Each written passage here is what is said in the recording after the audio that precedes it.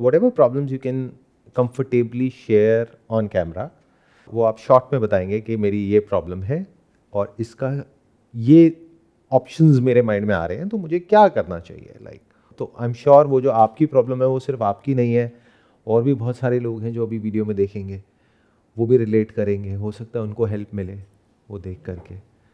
तो जो भी कन्फ्यूजन है माइंड में, या जो भी अभी लाइफ में सबसे बड़ा चैलेंज है जहाँ पर आप स्टक हो, तो वो आप शॉर्ट में बताएंगे कि मैं इस जगह पर स्टक हूँ तो मुझे क्या करना चाहिए ऑनेस्टली, अगर आपके अंदर से वो आ रहा है तो। सर मैं एक लैंग्वेज ट्रेनर हूँ, मैं पढ़ाता हूँ सर, मेरा कोचिंग इंस्टीट्यूट है।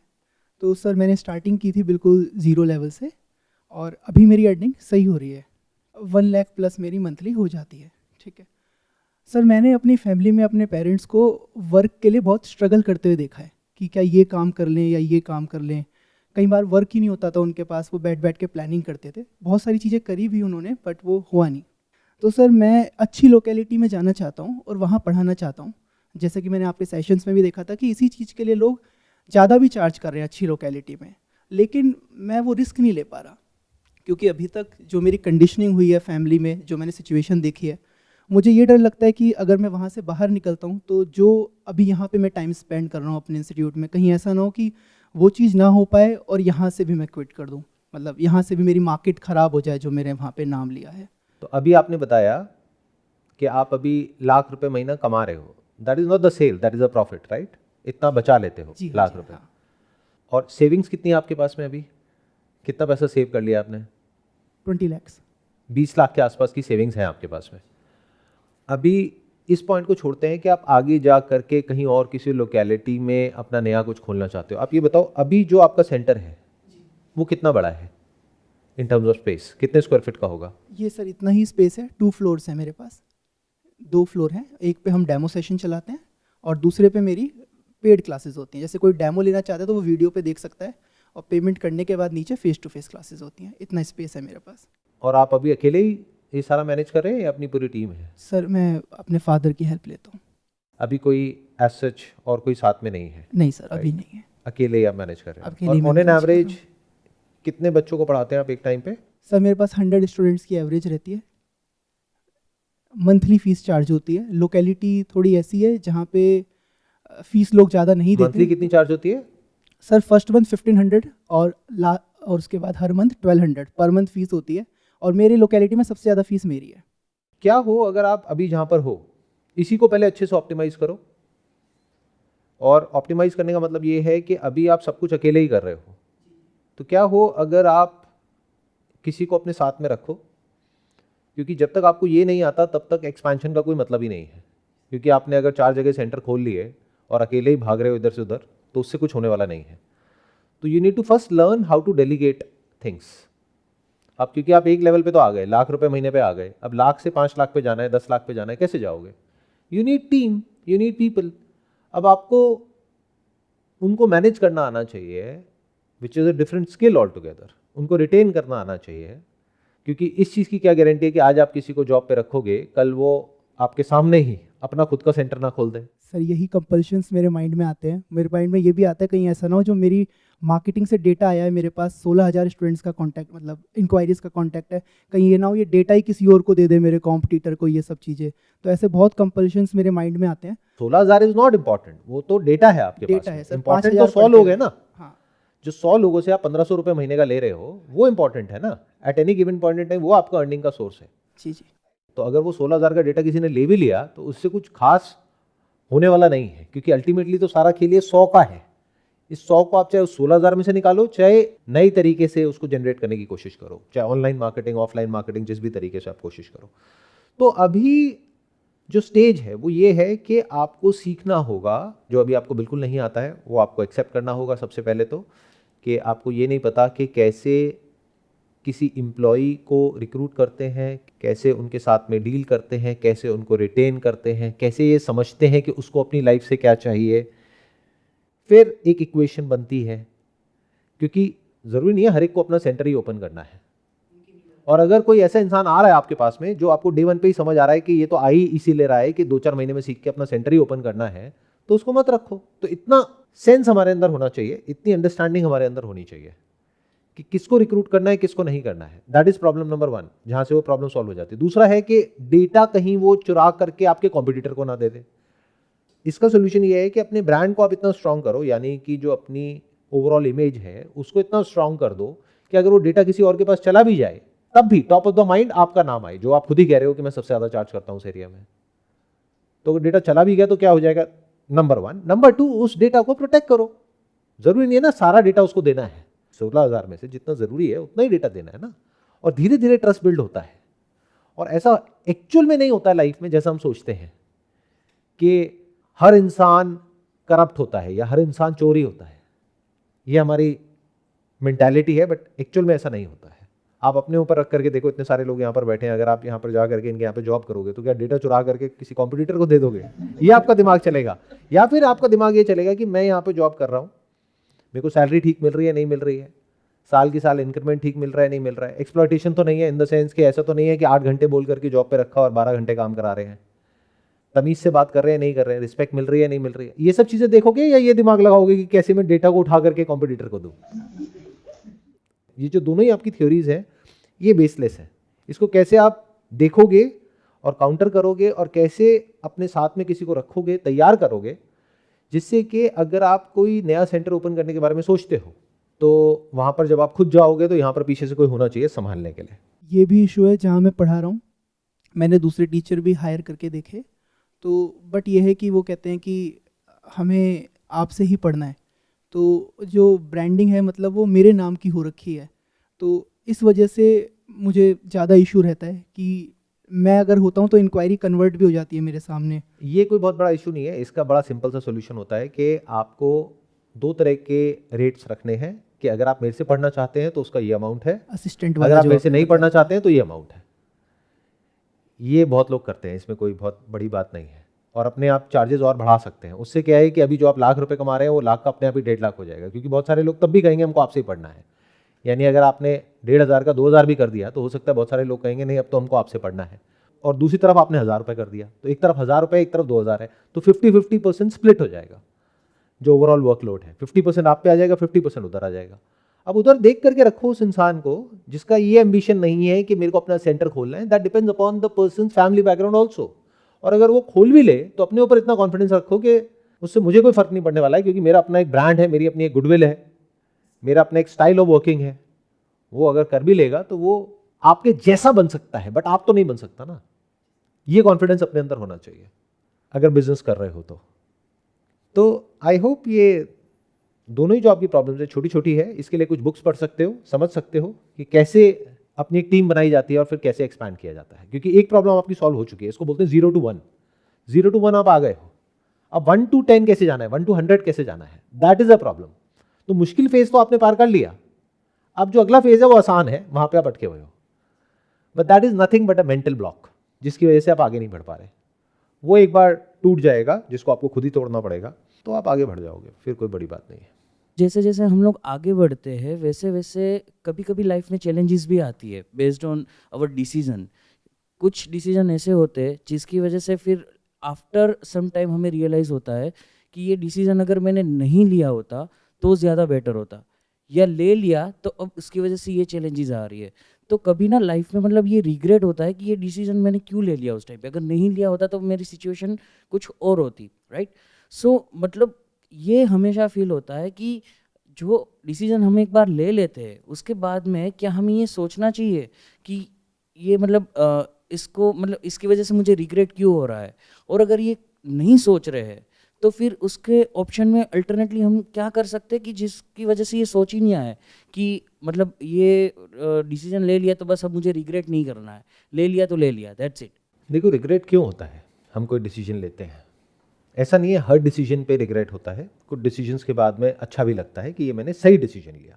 जब डिसीजन गलत होता है किसी ना किसी स्टैंड पॉइंट से, मान लो एक स्टैंड पॉइंट से सही है लेकिन बाकी के जो 2 स्टैंड पॉइंट्स हैं, लाइफ के एंगल से, हेल्थ के एंगल से या फिर और किसी एंगल से, उसमें कुछ कॉम्प्लिकेशंस आ गई हैं, तो फिर अंदर से रिग्रेट होता है कि यार ये मैंने क्या कर दिया, पैसा तो इतना सा बढ़ा लेकिन इतना बड़ा सेक्रीफाइस देना पड़ गया। तो there is no harm in introspecting at every step in life कि जो मैं डिसीजंस ले रहा हूं, क्योंकि जब आप लेते हो उस वक्त तो वो डिसीजन सही होता है, तभी लेते हो, वरना लोगे क्यों? क्या कोई भी डिसीजन ये जानते हुए कि ये गलत है कभी लेते हो क्या? ये जानते हुए कि ये जो पर्सन है जिससे मैं शादी कर रहा हूं या कर रही हूं वो टॉक्सिक है, करोगे क्या शादी? वो तो करने के बाद पता लगता है ना, जॉब करने के बाद पता लगता है, कंपनी में जाने के बाद पता लगता है। तो जब पता लग जाए तो फिर आराम से बैठ करके समझो कि एक्चुअल में प्रॉब्लम क्या है, उसको सोल्यूशन क्या है। Regret is not a solution, उससे क्या मिलने वाला है? And not regretting is also not a solution. आप सोचो आप कोई गलत काम करो और आपके अंदर कोई रिग्रेट ही ना हो, फिर तो आप साइकोपैथ हो गए, कुछ भी करने लग जाओगे। तो रिग्रेट हुआ, फिर उसके बाद में अपने आप से पूछा कि एक्चुअल में प्रॉब्लम क्या है और उसका सोल्यूशन क्या है। बट सर वो तो सॉल्यूशन तो तब आता है ना जब वो प्रॉब्लम क्रिएट होती है, राइट? अगर आपने एक डिसीजन ले लिया, राइट, अब आपने जब डिसीजन लिया है तब आपको पता नहीं है कि ये डिसीजन कितना सही होगा कितना नहीं, ठीक है? सपोज एक if I am taking one example, अगर हम रिलेशनशिप में हैं, ठीक है, अगर आपका इनिशियल स्टेज चल रहा है, सब कुछ सही चल रहा होगा, ठीक है, बट धीरे धीरे धीरे आगे बढ़ते हो, if someone will get married, ठीक है, उसके बाद में जाके कुछ प्रॉब्लम स्टार्ट होती है। अब वो पहले नहीं पता है कि प्रॉब्लम्स क्या आने वाली है, इसका मुझे सॉल्यूशन क्या रेडी रखना है, राइट? वो तो मतलब प्रॉब्लम्स सडनली आती है, कुछ भी अगर चैलेंजेस आने लगेगी तो वो बाद में ही आने वाली है, पहले से तो हमें पता ही नहीं कि ये प्रॉब्लम्स क्या आने वाली है। तो उसका सॉल्यूशन धीरे धीरे ही फाइंड करेंगे ना, तुरंत तो मिल नहीं जाएगा। और सॉल्यूशन हर चीज़ का मिले ये ज़रूरी भी तो नहीं है, मतलब अगर बोलोगे कि मुझे अंबानी बनना है तो वो उसका कोई सॉल्यूशन नहीं है। हम लोग अंबानी नहीं बन सकते। सॉल्यूशन है, अंबानी नहीं बनोगे ना। अभी तो आपने बोला अंबानी नहीं बन सकते, यही तो सॉल्यूशन है। तो वो समझ गए, लेकिन वही आराम से सुनोगे तो आपको सॉल्यूशन मिल जाएगा। देखो, नंबर 1 तो ऐसी कोई प्रॉब्लम नहीं है जिसका कोई सॉल्यूशन ना हो। पहले तो अपने माइंड को ऐसा बनाओ, नेवर से कि कोई सॉल्यूशन ही नहीं है। और सॉल्यूशन का मतलब सिर्फ ये नहीं होता है कि वो प्रॉब्लम सॉल्व हो जाए। अगर ये समझ आ जाए कि प्रॉब्लम सॉल्व हो ही नहीं सकती है, दैट इज ऑल्सो सॉल्यूशन। क्योंकि अब उसके बारे में सोचना ही क्यों है? समझे मैंने क्या कहा? सॉल्यूशन तो दोनों है, या तो बीमारी ठीक हो सकती है या नहीं हो सकती है। अगर दोनों में से एक भी आपको पता लग जाए क्लियर तरीके से तो दिस इज द सॉल्यूशन। अब बीमारी ठीक नहीं हो सकती, अच्छा कितना टाइम बचा है? 6 महीने बचे हैं, चलो 6 महीने में जीते अपनी जिंदगी को, तो सॉल्यूशन तो है, क्यों नहीं है? That is 1। 2, अगर ठीक हो सकती है तो अब एक और प्रॉब्लम साथ में आएगी, पैसा कहां से आएगा? या जो आपने एग्जांपल दिया रिलेशनशिप का, तो आप इसको ऐसे समझो, लाइफ में ना हर एक इंसान को ये लगता है कि मेरी प्रॉब्लम सबसे बड़ी है। कि सर आपको नहीं पता कि मेरी प्रॉब्लम क्या है, आपको नहीं पता मेरी सिचुएशन क्या है। ये जो आप कह रहे हो ये अकेले आपकी प्रॉब्लम नहीं है, ये हर उस इंसान की प्रॉब्लम है जो शादी करता है या करती है। इसमें कोई नई बात नहीं है। बट होता क्या है कि जैसे कोई डॉक्टर के पास में जाता है ना अपनी बीमारी लेकर के, वो बढ़ा चढ़ा करके बताता है डॉक्टर को, डॉक्टर कहता है हाँ ठीक है ठीक है ठीक है, ये लो ये खा लो जाओ। ओ डॉक्टर साहब आपको नहीं पता, ये हो गया वो हो गया वो हो गया वो हो गया। उसके पास ऐसे सुबह से रात तक 1000 पेशेंट आ रहे हैं, उसको पता है अभी ये इस तरह का फ्लू फैला हुआ है मार्केट में। तो आपके केस में फ्लू क्या हो गया? शादी। जैसे ही शादी कर ली उसके बाद में समझ आया कि अच्छा ये प्रॉब्लम्स है। तो अब कैसे समझ आएगा? जो इस रोड पर, इसको एक रोड की तरह इमेजिन करो, लाइफ को एक रोड की तरह इमेजिन करो, जो इस रोड पर आपसे पीछे हैं उनको तो कतई नहीं समझ आने वाला। मतलब आप जा करके अपने दोस्तों से पूछोगे जिनकी शादी नहीं हुई है और उनको कहोगे कि भाई ये प्रॉब्लम आ रही है, वो कहेंगे चल आ यार बैठ लगाते हैं 2-4 पैक। बस इतना ही सोल्यूशन है उनके पास में, इससे ऊपर कुछ नहीं है, क्योंकि उन्हें पता ही नहीं कि ये प्रॉब्लम होती क्या है। तो आपको क्या करना पड़ेगा? किसी ऐसे इंसान के पास जाना पड़ेगा जो इस पाथ पे, इस रोड पर आपसे आगे हो और वो उस प्रॉब्लम को फेस कर चुका हो, तो उसको पता है ना उसको कैसे टैकल करना है। जैसे रोड पर, हाईवे पर आपकी गाड़ी पंचर हो गई, अब आप बौखला रहे हो कि दूर दूर तक कहीं कोई पंचर वाला नहीं है। अब कोई जो 5 किलोमीटर आगे है, मान लो उससे फोन पे बात हो सके आपकी, तो वो कहेगा नहीं थोड़ा सा ही आगे है, अभी जहां पर आप खड़े हो वहां से 5 मिनट आगे ही है, कोई बड़ी बात नहीं है। आपको लग रहा है कि बहुत बड़ा इशू है, इतना बड़ा नहीं है। तो ऐसे में हमें ऐसा कोई इंसान चाहिए होता है।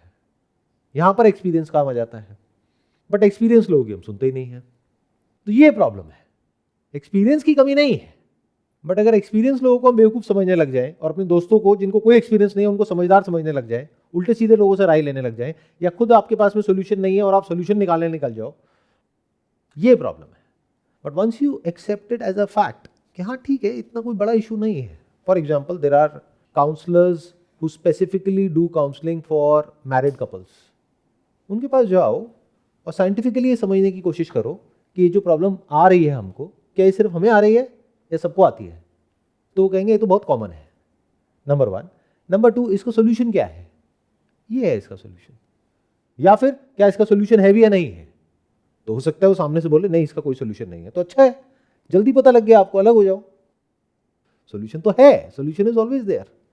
वो अलग बात है कि हमारा ही माइंडसेट बीच में आ जाता है जो हमको अटका देता है। I hope you got the answer.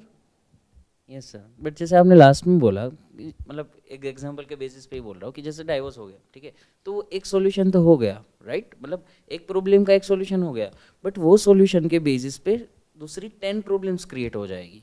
10 में से नंबर 1 प्रॉब्लम बता देता हूँ क्या है, दूसरी शादी। उसके लिए एक वेबसाइट है secondshadi.com, वहाँ पे जाओ, अपना रजिस्टर करो। Sir I am not married, but मैं ये एक एग्जांपल के थ्रू समझना चाह रहा था। मैंने एग्जाम्पल ही तो दिया आपको, मतलब और आपको क्या एग्जाम्पल चाहिए बताओ, या तो मेरे को उन 10 में से कोई एक प्रॉब्लम बताओ, उसका मैं सोल्यूशन बताता हूँ। देखो, लाइफ में अगर आप ये इमेजिन कर रहे हो कि एक ऐसी सिचुएशन में या एक ऐसे फेज में आप एंटर कर जाओगे जहां पे कोई प्रॉब्लम होगी ही नहीं, अगर एक्चुअल में ऐसा कभी कोई फेज आ गया आप लोगों की लाइफ में, तो इससे खराब कोई फेज हो नहीं सकता है।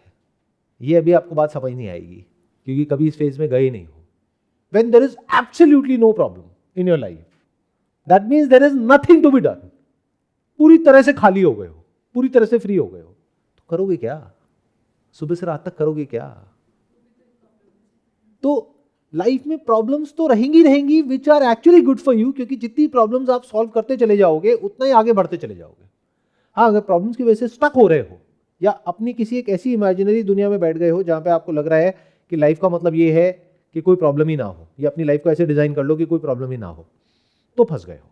इनफैक्ट अगर आप समझदार हो तो जिस दिन एक्चुअल में ऐसी स्टेज पे आप पहुंच जाओगे, मान लो फाइनेंशियली फ्री हो गए, रिलेशनशिप वाइज भी स्टेबल हो गए, हेल्थ वाइज भी सब ठीक ठाक है और अब कोई प्रॉब्लम नहीं है, और अगर आप समझदार हो तो आप अपने लिए कोई ना कोई प्रॉब्लम क्रिएट करोगे ताकि आप बिजी रह सको, ताकि आपका दिमाग ऑक्यूपाइड रह सके।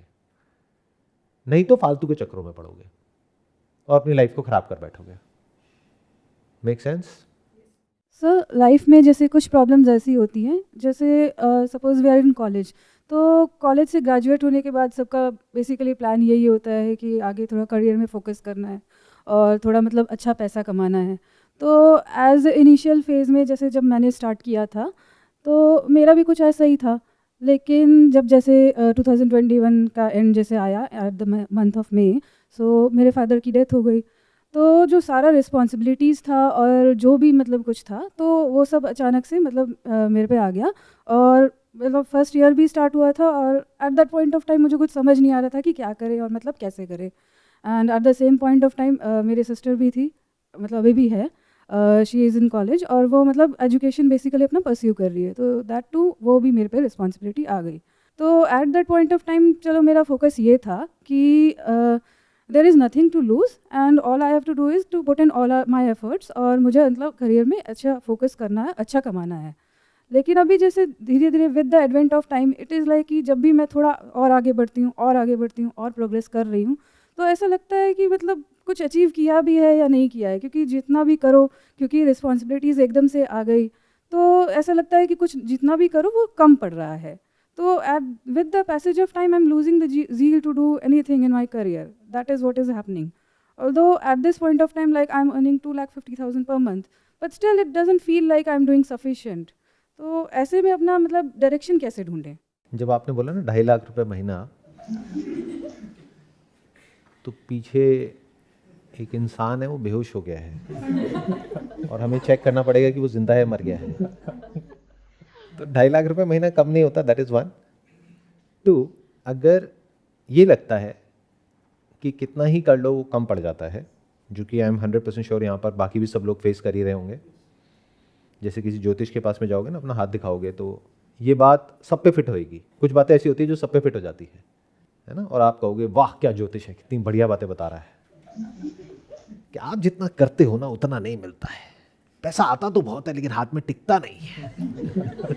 किसके साथ नहीं, जितना आप डिजर्व करते हो ना उतना नहीं मिला। आप बहुत अच्छे हो लेकिन लोग ही आपको बुरे मिलते हैं, आपके साथ लोग गलत करते हैं। समय खराब है, कोई बात नहीं, हम आपको उपाय बताते हैं। तो ये जो प्रॉब्लम है, this is basically the problem of mindset, not a financial problem, क्योंकि financially you are doing well. तो अब समय आ गया है कि आप अपने माइंडसेट के ऊपर काम करो, बिकॉज जितना आप अंदर से स्ट्रांग होते चले जाओगे उतना ही बाहर ये सब जो चीज़ें आपको अफेक्ट कर रही है ना, अभी आपने जो भी बोला उसमें बहुत सारे क्लूज हैं छोटे छोटे, कि आप अपने फादर को कहीं ना कहीं बहुत मिस करते हो अंदर ही अंदर। तो there is a deep sense of trauma that is there within, चाहे उसको आप एक्सेप्ट करो या ना करो। एक सेंस ऑफ लोनलीनेस है, एक सेंस ऑफ ऊपर से रिस्पॉन्सिबिलिटी आ गई है। तो कभी कभी ऐसा लगता है कि इतनी कम एज में मेरे ऊपर इतनी रिस्पॉन्सिबिलिटी क्यों आ रही है, मेरे साथ में ऐसा क्यों हुआ है। तो ऐसी कई फीलिंग्स हैं जो अंदर दबी हुई हैं, जिसको हम कभी देखते नहीं है, लाइफ में बिजी रहते हैं। तो once you see all these things as it is, और यहां पर अपने पर्सपेक्टिव को हल्का सा शिफ्ट कर दोगे, तो एक एंगल ये हो सकता है लाइफ की सिचुएशन को देखने का कि मेरे साथ में ऐसा क्यों हुआ। देखो मेरी और जो फ्रेंड्स हैं और हैं, मेरे सर्कल में हैं, रिलेटिव्स में हैं, उन सब की तो लाइफ बहुत बढ़िया चल रही है, मेरे साथ में ऐसा क्यों हुआ, इतनी कम एज में मेरे ऊपर ही इतनी रिस्पॉन्सिबिलिटीज क्यों आ रही है, हर तरह की, फाइनेंशियल, मॉरल, इमोशनल, सारा कुछ मेरे को ही देखना है क्या। ऐसे आते हैं ना, ऐसी फीलिंग्स आती है ना, am I the head of the family, क्यों, वो भी इतनी कम एज में, जिसकी वजह से लाइफ में और भी कई एस्पेक्ट्स हैं जहां पर आप सफ़र करते होगे। एक एंगल ये है देखने का। दूसरा एंगल क्या है कि अगर इतनी कम एज में आपकी लाइफ में इतनी प्रॉब्लम्स आई है, तो क्या उसकी वजह से आप जो थे आज से कुछ साल पहले, उसमें और अब में कुछ फ़र्क है या नहीं है? बहुत ज़्यादा फ़र्क है। क्या फ़र्क है आप ही बताइए। इंटेलिजेंस वाइज अगर मैं बात करूं तो बहुत ज़्यादा फ़र्क है। इमोशनल लेवल पे भी धीरे धीरे एक समझ आ गई है कि फैमिली को मतलब साथ लेके कैसे चलना है। So that is something which I think I have gained. तो आपकी इंटेलिजेंस में बहुत डिफरेंस आया है? बहुत ज़्यादा डिफरेंस आया है। जिस तरह से आप पहले जीते थे, क्योंकि पहले तो यू वर लाइक कि जो मैं कर रही हूँ क्या फ़र्क पड़ता है, ऊपर कोई है जो who will take care of everything. Now you have the responsibility and you have to make sure कि जो भी आप कर रहे हो वो सोच समझ करके कर रहे हो, एक एक चीज़। तो इंटेलिजेंस में बहुत फ़र्क आया है, वे ऑफ लुकिंग एट, जो आप बन गए हो अंदर ही अंदर, जिसको आप अभी देख नहीं रहे हो क्योंकि आपका ध्यान बाहर है, बट जो भी ये लाइफ में हुआ ये बहुत ही ट्रैजिक है, और ये सिर्फ वो इंसान समझ सकता है जिसके साथ में हुआ हो।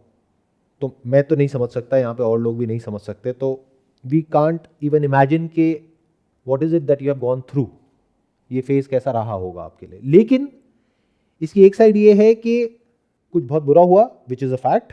दूसरी साइड क्या है, क्योंकि इतनी बड़ी प्रॉब्लम आई आपकी लाइफ में because of whatever reason, उसकी वजह से आप पहले से बहुत ज्यादा स्ट्रांग हो गए हो, आप पूरी तरह से चेंज हो गए हो। तो इस चेंज को देखो, ये जो पॉजिटिव हुआ उसको देखो, अपनी स्ट्रेंथ को देखो, और दिमाग ये लगाओ कि स्ट्रेंथ को मैं और कैसे बढ़ाऊं, कि आज आपके ऊपर 2 या 3 लोग डिपेंडेंट हैं। अब ये देखो कि आने वाले टाइम में किस तरीके से अपने आप को ऐसा बनाओ कि अगर कोई और कभी लाइफ में आपके फ्रेंड सर्कल में या फैमिली में कोई खराब फेज से निकल रहा हो, तो you should be like a pillar of strength for that particular person, जो आई एम श्योर अभी आप करते भी होंगे, राइट? तो अगर अच्छाइयां देखोगे तो कमी नहीं है अपने अंदर, it's just a way of looking at a situation. अभी हम सिचुएशन को इस तरीके से रीड कर रहे हैं जो सब कुछ मीनिंगलेस लग रहा है क्योंकि सब कुछ स्कैटर्ड है। बट अगर इन सारे डॉट्स को कनेक्ट करोगे तो आप देखोगे कि जितनी बड़ी प्रॉब्लम होती है लाइफ में, उतनी बड़ी अपॉर्चुनिटी भी साथ में होती है।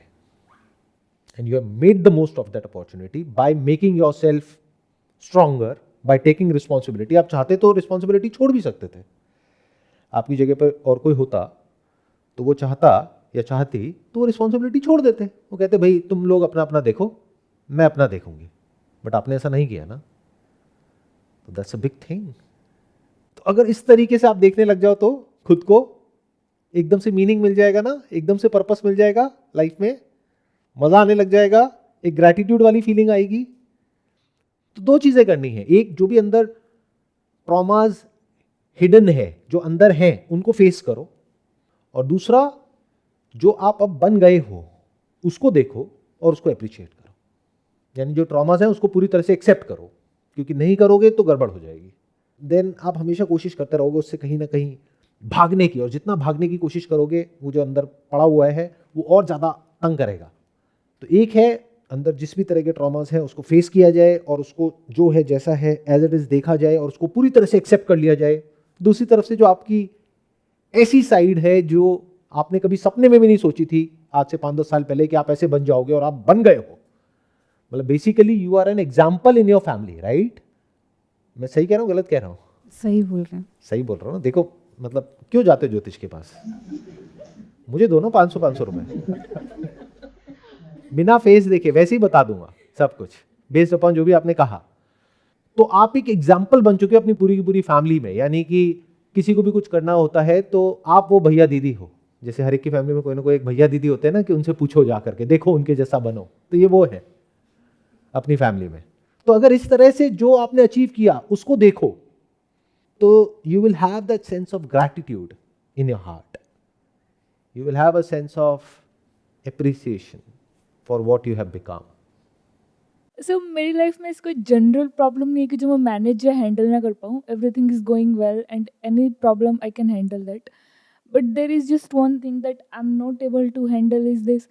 For example in between siblings और फ्रेंड्स कुछ भी होता है एंड वी स्टार्टिंग आर्ग्यूमेंट और फाइट हमारे बीच होती है या डिबेट होता है, आर्ग्यूमेंट्स होते हैं, लाइक सामने वाले ने अपना अगर टोन हाई कर लिया, अगर वो तेज़ आवाज़ में बोल रहे हैं, even if I am right और I have a point to say, मैं कुछ कह नहीं पाती हूँ, मैं चुप हो जाती हूँ या फिर मैं रोना शुरू कर देती हूँ और बहुत कोशिश के बाद भी मैं ये चीज़ ठीक नहीं कर पा रही हूँ। Like the problem is high tone, like तेज़ आवाज़। मतलब तेज़ आवाज़ से ऐसे कह सकते हैं कि बहुत चिढ़ सी हो गई है मुझे तेज़ आवाज़ से, मतलब मैं इस चीज़ को कैसे हैंडल करूँ।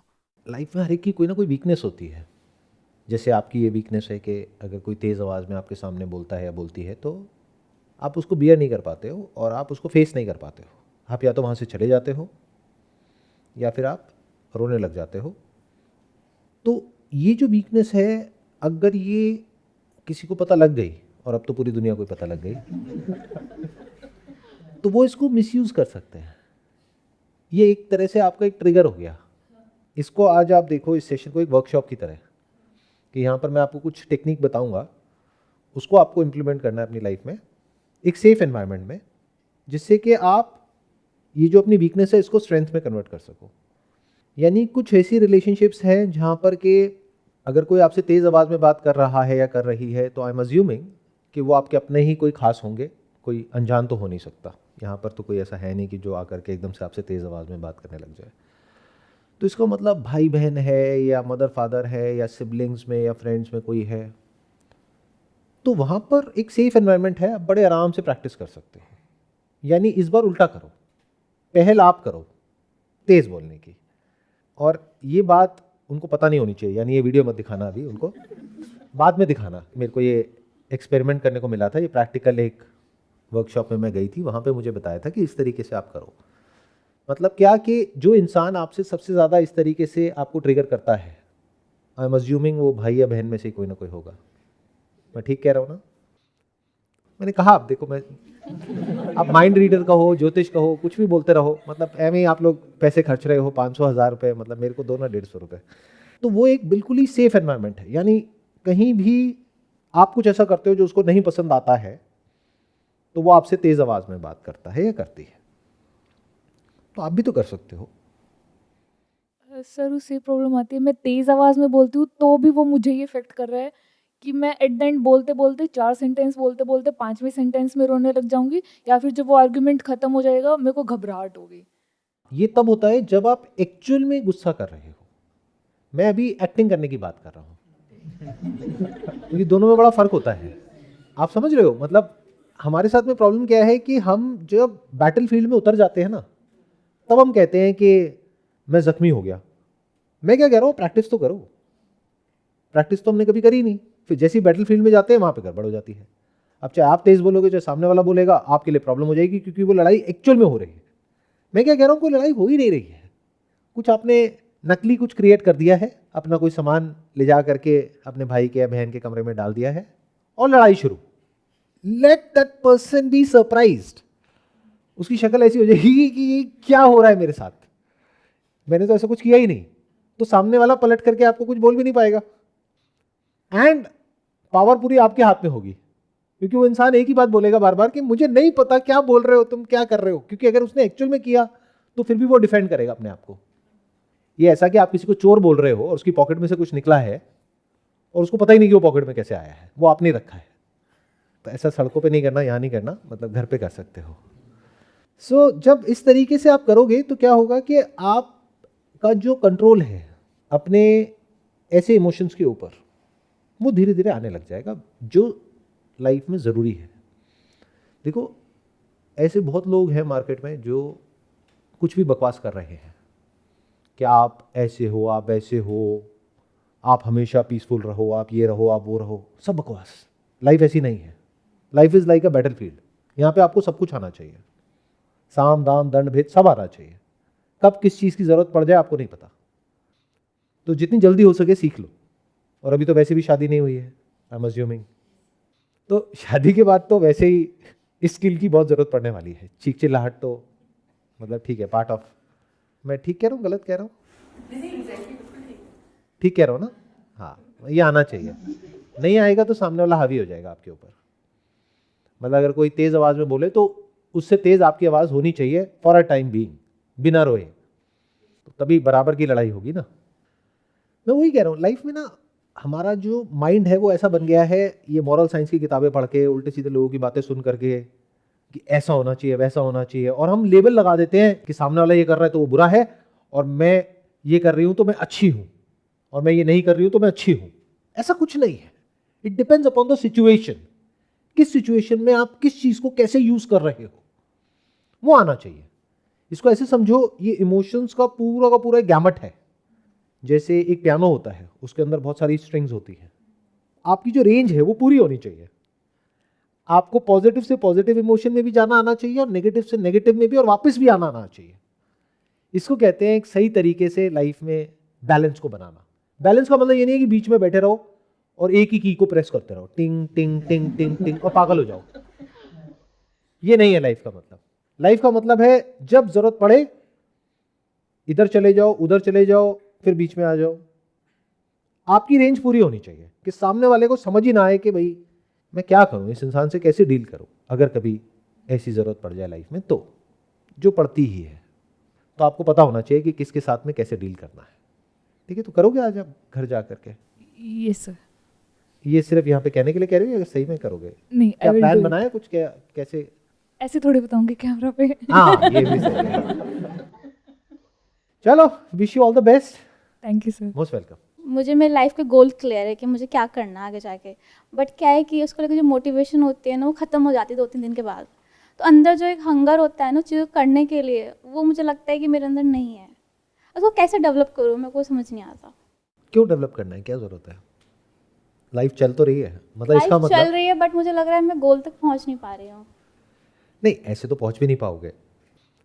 देखो, हंगर जो होता है ना, वो कोई डेवलप नहीं कर सकता है, क्योंकि आपने कुछ मोटिवेशनल वीडियोस देखी, कुछ बुक्स देखी, ये देखा वो देखा, या कहीं से बाहर किसी ने कुछ बोला तो एकदम एक्साइटेड हो गए, फिर 1-2 दिन में वापस से नॉर्मल हो गए, तो उसका तो कोई फायदा ही नहीं है ना।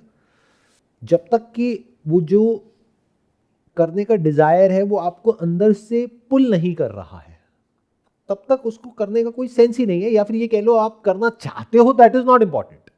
हर कोई बहुत कुछ चाहता है, बट उसको वो मिल नहीं पाता है। ये भी एक हार्श रियलिटी ऑफ लाइफ है। आप में से कौन है जो करोड़ों अरबों रुपए नहीं चाहता है? सब चाहते हैं, बट क्या सबको मिल पाते हैं? नहीं। क्यों?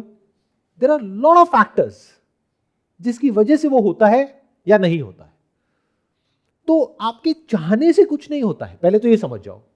करने से होता है। अब करते कैसे हैं?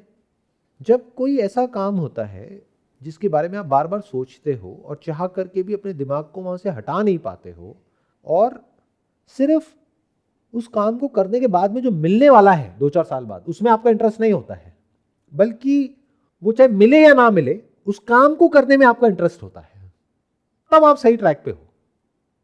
जब आपको वो ना भी मिले, जिसको भी आप सक्सेस बोलते हो, 2 साल बाद, 3 साल बाद, still if you want to do it just because you love doing it, but just because you enjoy doing that thing, उसको करने में मजा आ रहा है, तो काम हो गया है। बट हम लोगों के साथ में ऐसा तो कुछ होता ही नहीं है। बचपन में ही हमको बता दिया जाता है तुम्हें ये करना है, बाहर से अंदर हमारे पास इंफॉर्मेशन आती है, ड्रीम्स और ये सब हमें लगता है हमारे अपने हैं, प्लांट कर देते हैं माइंड में लोग कि तुम्हें ये करना है, तुम्हें वो करना है, ये बनना है, वो बनना है। ऐसे ही हमारे माइंड में कहीं से भी कुछ भी आ जाता है जो हो सकता है मेरी पर्सनैलिटी से दूर दूर तक मैच ही नहीं होता है। तो अगर जो भी आप पाना चाहते हो उसको आप छोड़ सको और आप ये देखो कि आप क्या करना चाहते हो। सुनने में दोनों चीज़ें एक जैसी लगेंगी बट दोनों में ज़मीन आसमान का फ़र्क है। आप ये देखो कि आप क्या कर सकते हो और क्या करना चाहते हो। क्या पाना चाहते हो उसको छोड़ दो, पाना खोना आपके हाथ में नहीं है, वो तो इफेक्ट है, that is not the cause. अगर सही से करोगे तो पाना तो है ही है एंड में। सो एक मेरे अंदर जो है ना एक कांस्टेंट फीलिंग ऑफ रिग्रेट बना हुआ रहता है। एक्चुअली प्रीवियसली मैंने ऐसे डिसीजंस मेरे इनिशियल स्कूल से लेके कॉलेज तक जितने भी डिसीजंस हैं मैक्सिमम मेरे गलत साबित हुए हैं, जिसके कारण क्या है कि फीलिंग ऑफ रिग्रेट एक आता रहता है। और अभी वर्क लाइफ बैलेंस बहुत बिगड़ा हुआ है, मतलब अगर वर्क पे फोकस कर रहे हैं देन आते हैं 2-3 दिन 4 दिन चीज़ें सही चलती है, उसके बाद फिर से अचानक से सडन मोड ऑफ होता है एंड कॉन्टीन्यूअस 2 से 3 दिनों तक मोड ऑफ, ना किसी से बात करने का मोड होता है ना कुछ, एक एंगर की स्टेट में मैं रहता हूँ और इस चीज़ को फिगर आउट नहीं कर पा रहा हूँ कि सॉर्ट कैसे करूँ। एंड ये काफ़ी टाइम से ऐसा हो रहा है मेरे साथ। आप क्या काम कर रहे हो अभी? अब जॉब कर रहे हो? यस, जॉब कर रहे हैं एज अ एसोसिएट एनालिस्ट। और क्या ये एंगर, ये जो फ्रस्ट्रेशन है, is it because of money, मतलब फाइनेंशियल कंस्ट्रेंट है? या फाइनेंशियल कंस्ट्रेंट है इस पे। एंड मैंने अपने लिए भी काफ़ी सारे बार सेट कर रखे हैं कि मुझे इस एज तक ये चाहिए था, ये चाहिए था, मैंने प्लान्ड वे में, और वो चीज़ें मेरे साथ प्लान्ड वे में नहीं गई just because of wrong decisions. ये एक बहुत बड़ा इशू ये मुझे जो लगता है इस पे। आप जिसको रॉन्ग डिसीजन कह रहे हो वो इस बेसिस पे कह रहे हो क्योंकि वैसा नहीं हुआ जैसा आप चाहते थे, बट कुछ तो हुआ, ऐसा तो नहीं है ना कुछ भी नहीं हुआ। मतलब जो भी आपने किया स्कूल में, कॉलेज में या उसके बाद भी, अभी भी कुछ ना कुछ कर ही रहे हो, तो इसका मतलब उसका कुछ ना कुछ तो बेनिफिट हुआ ही है।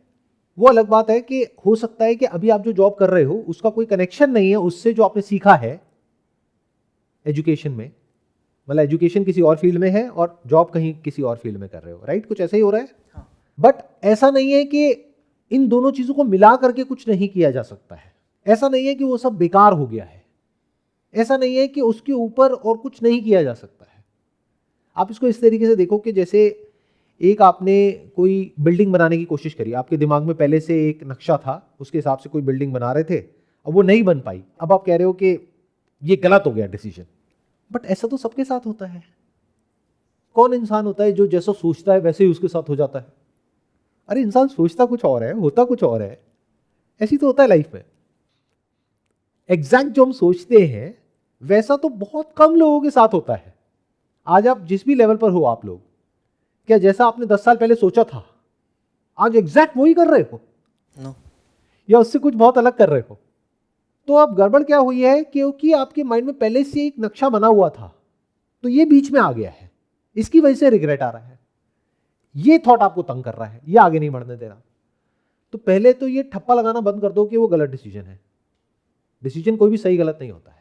और यहां पर प्रॉब्लम की जो जड़ है वो पेशेंस है, क्योंकि आप अपने आप को कंपेयर कर रहे हो और दोस्तों से, और आप कह रहे हो देखो वो तो आगे निकल गए, मैं पीछे रह गया।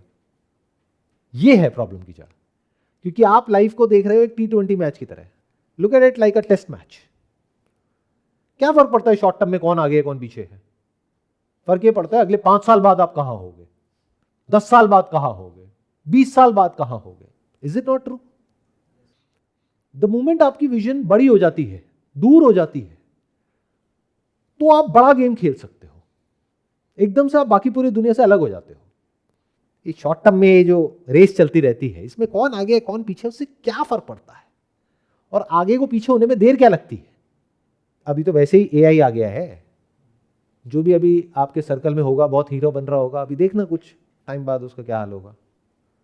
तो अगर अभी आप इस आते हुए बड़े चेंज को आप देख सको और अपने आप को तैयार कर सको बेस्ड अपॉन जो भी आपका बैकग्राउंड है, एजुकेशनल बैकग्राउंड है, एक्सपीरियंस है और है, उस सबको देखो क्या है आपके पास में, उस सबको कनेक्ट करके फिर देखो ये जो स्ट्रक्चर बना है इसको क्या बना सकते हैं।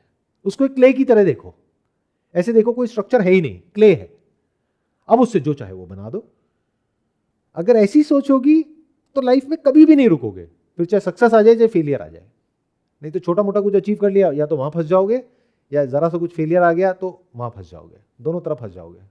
बट जिस तरह से मैं कह रहा हूँ, अगर इस तरह से सोचोगे तो इन्फिनिट पॉसिबिलिटीज है। एक्चुअली सर एक प्रॉब्लम और भी है इसमें कि इनिशियली मैं स्कूल से था तब से मैं जॉब नहीं करना चाहता था, और अब मजबूरन फाइनेंशियल सिचुएशंस भी कुछ ऐसी है, फैमिली कंडीशंस भी ऐसी है कि जॉब करना पड़ता है। एक मिडिल क्लास ट्रैप में भी हैं कहीं ना कहीं।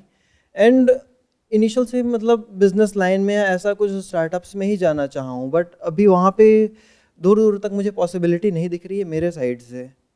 ये एक बहुत बड़ा रीज़न है।